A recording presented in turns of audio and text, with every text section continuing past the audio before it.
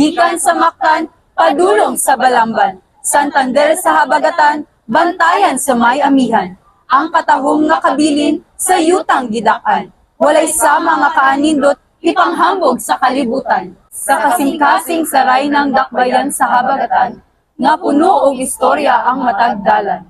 Lugar nga maanindot og kasaysayan, panghandi nga angay ipanghambog sa tibuok kalibutan. Ganta sa isog nga manlalaban, nakig-away sa mga dayo nga wala niya na ilhan. Giprotektahan niya ang iyang mga katawhan. Giprotektahan ni Lapu-Lapu ang isla sa Mactan. Kuyog ni Magellan ang mga dayo na ilang napatay.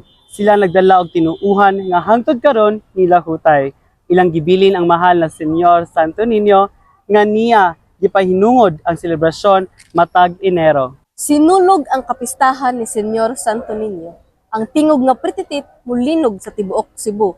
Dili usab nato kalimtan ang silingang Fort San Pedro, ang gitukod nga depensa nila sa gubat kaniadto. Iapil ta sa lista ang pinakadaan nga dalan, kung asa daghang magpatakag labang ang diha mga dakpan.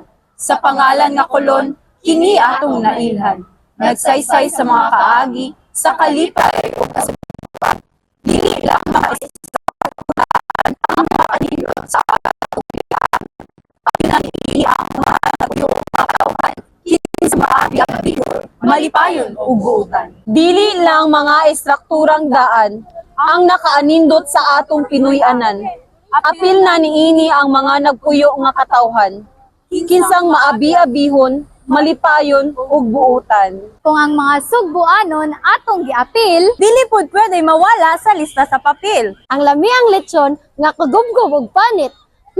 Lami! Rason nga sa pista makapanampi. Istruktura, katawhan o bisan pagkaon man dili na mausa-usa tungod sa kadaghan. Basin pa unya gitama og maan tungod kay pagkaanindot gayud ani atong Pinoy-anan. Gikan sa Mactan, padulong sa Balamban, Santander sa Habagatan, bantayan sa may amihan.